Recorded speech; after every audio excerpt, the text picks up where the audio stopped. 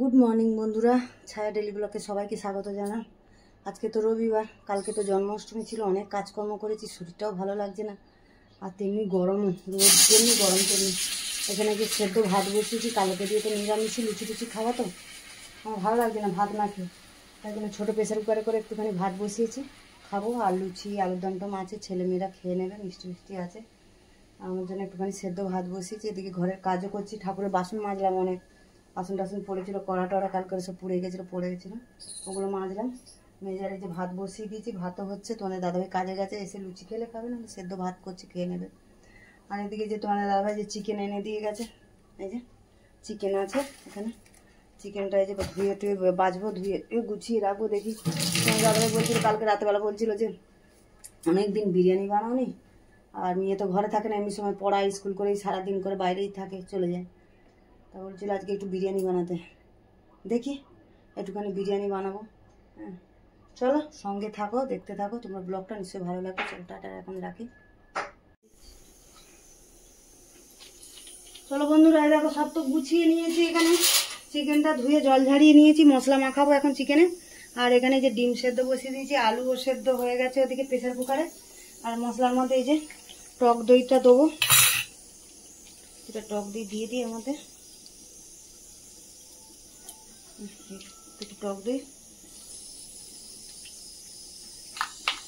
চলো বন্ধুরা, টক দইটা দিয়ে দিলাম, এই যে আদা রসুন বাটাও দিয়ে দিচ্ছি পরিমাণ মতন, পরে কিন্তু আমি আর দেবো না, যা দেওয়ার এখনই দিয়ে দিলাম। আদা রসুন বাটা, মশলাও দিয়ে দিলাম, দিয়ে নিচ্ছি ভিনেগার, 2-3 চামচ মতন ভিনেগার দিয়ে দিলাম। কেওড়া জল 2 চামচ দিচ্ছি, 2 চামচ কেওড়া জল দিলাম, 2 চামচ গোলাপ জলও দিয়ে দিচ্ছি। চলো এটা তো এবারে মাখিয়ে নেবো, নিয়ে এবারে কিছুক্ষণ রেখে দেবো, আধা ঘন্টা 1 ঘন্টা রাখলেই হবে। যতক্ষণ মাখিয়ে রাখবে জিনিসটা ভালো মুছবে।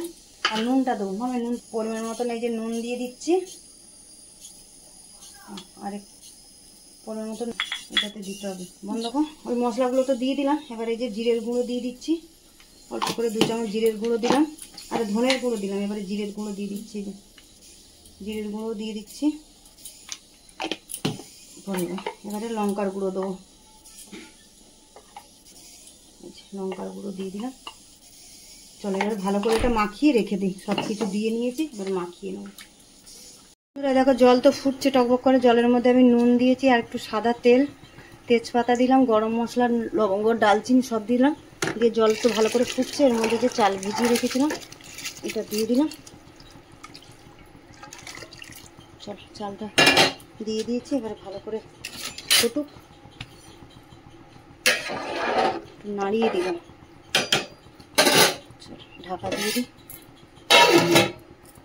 চলো বন্ধুরা, দেখো সাদা তেল দিয়ে দিয়েছি, কড়াতে তেলটা গরম হয়ে গেছে।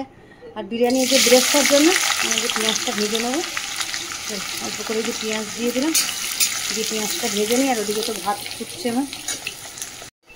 চলো বন্ধুরা, দেখো পেঁয়াজটাতে ব্রেস্তাটা ভালো করে যে লাল করে ভেজে নিলাম।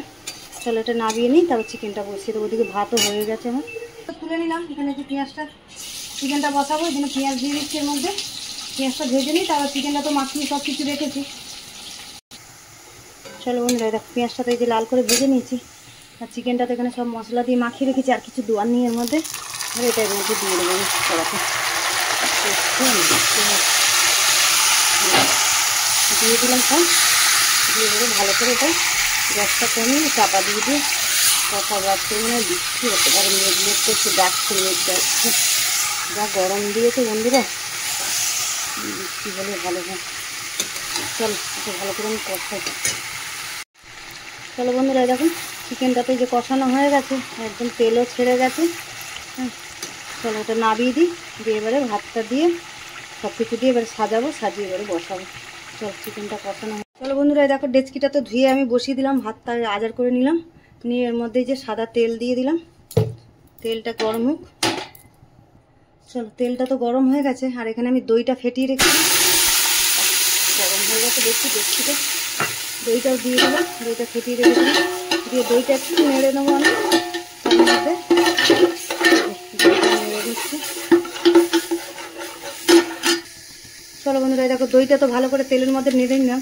এর মধ্যে যে বিরিয়ানির মশলাটা দিয়ে দিচ্ছি, বিরিয়ানির মশলাটা দিয়ে দিলাম। মশলাটা দিয়েও একটু নেড়ে নেবো।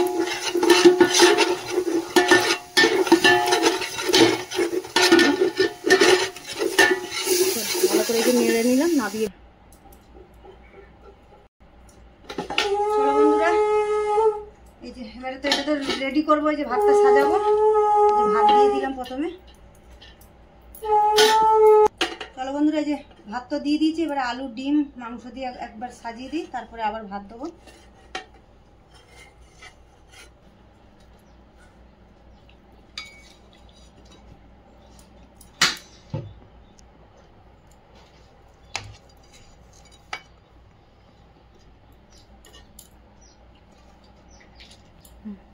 চলো বন্ধুরা, দেখো চিকেন আর এ দিয়ে তো সব দিয়ে সাজিয়ে দিয়েছি। এর উপরে একটু বেস্তা ছড়িয়ে দিচ্ছি, দিয়ে আবার ভাত দেবো।